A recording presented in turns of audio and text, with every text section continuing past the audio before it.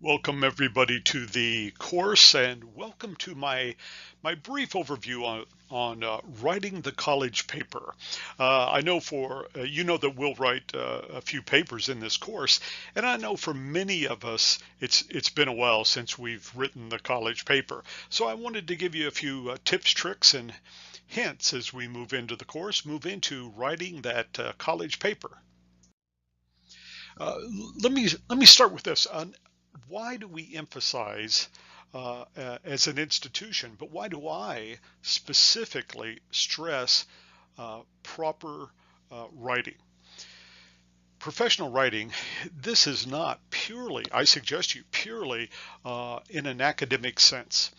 For academic purposes. What you will find in your career is that you will have to write the professional paper. So in that you're in your degree program, I know you're striving to become a manager, senior manager, junior executive, CEO, some executive with an organization. All of those positions require professional writing. What you will find in your academic writing is it closely parallels professional writing in content, in style, in organization, in layout, in references. So I will stress in the course proper writing, and I do this in all of my courses. Whatever the content that are studying, I will also emphasize a few things: critical thinking, problem solving, and proper communications. All of these will serve you well in your career. So let's jump into writing the college paper. First, let me suggest to you that there are a lot of guides out there on writing a college paper, writing a professional paper. You can readily find them on the internet.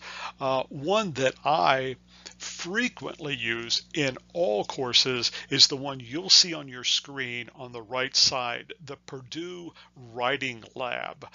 It is a wonderful free resource for you on the internet. So if you have a question, if you go to the Purdue Online Writing Lab and you have a question on anything about writing, type it in, and there is an overview of that specific writing topic. So there's some great guides for you on how to write the college paper, and remember how to write that professional paper. Let's take the next step. All right, what is the basic structure of a title page? Let's start with the title page itself. What is it? Every professional paper, certainly in academia, but every professional paper that you'll write in the workplace has a title page. You will always want to tell your senior management, your executive staff, the board of directors, when you turn in a report in the workplace, what is the report? Who wrote it? Who are you? What institution, department, division are you from? Something about, and certainly the date. There is some basic information you'll always put on a title page in academia or in professional writing. Let's take a look at the basic outline of any report.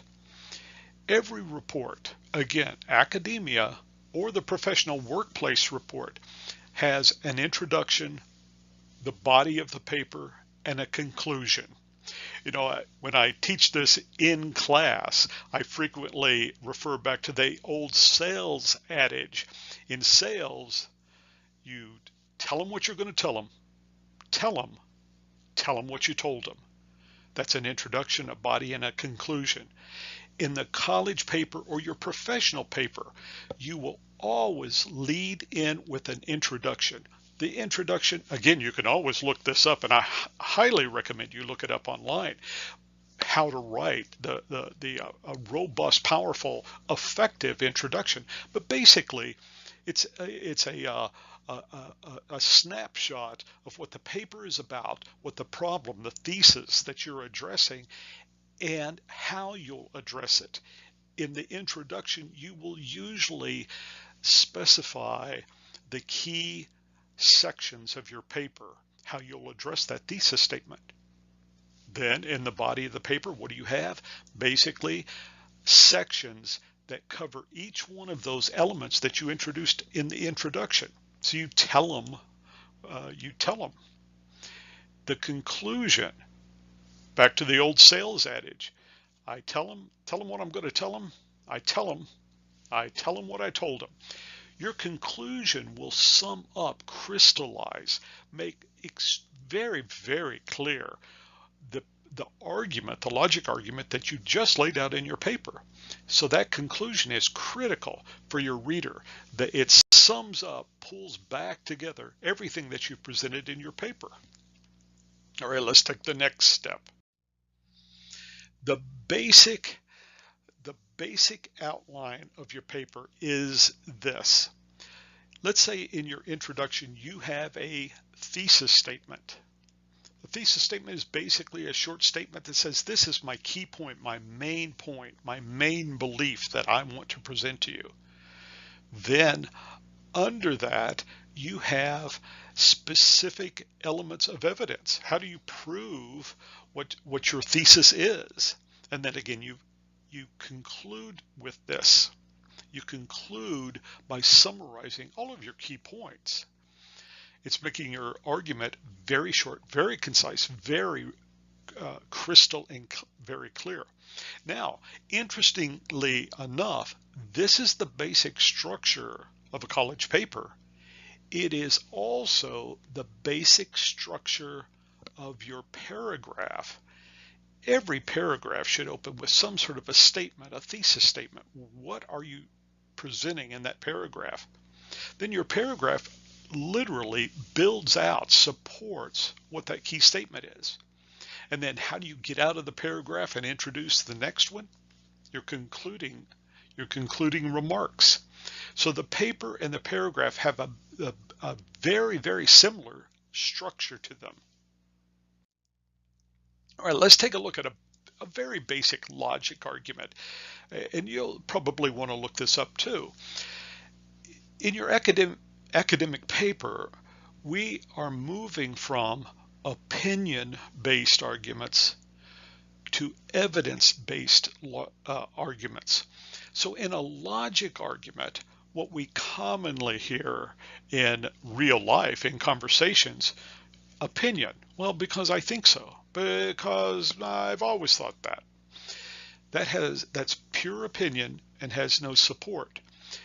You would never write an academic paper like that, and I highly recommend you would not want to turn in a professional paper that is based purely on opinion.